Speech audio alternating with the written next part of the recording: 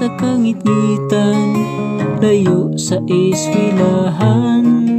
Mga bata ginakapuyan, padulong sa tulunghaan. Init man ug ulan, kinidili igsapayan. Basta lamang nga makabot, handog nga makahuman.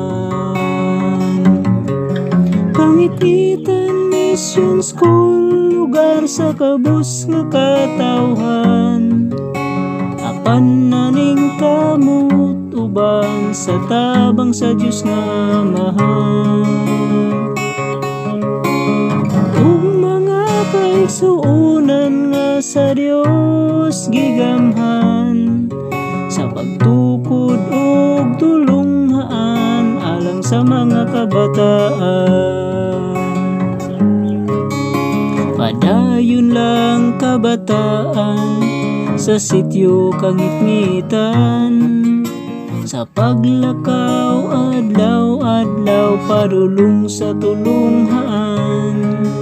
Kay handom sa mga ginikanan nga kamo makahuman, ug dili na biay-biayon sa uban nga katawhan.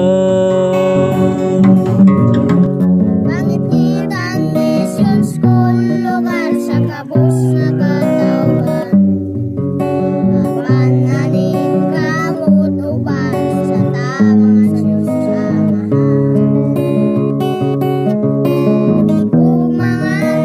Ug mga kaigsuonan nga sa Dios gigamhan, sa pagtukod ug tulunghaan alang sa mga kabataan. Kangit-ngitan Mission School, lugar sa kabus nga katawhan.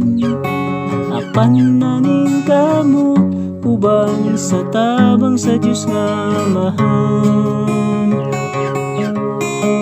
Ug mga kaigsuonan nga sa Dios gigamhan, sa pagtukod ug tulunghaan alang sa mga kabataan.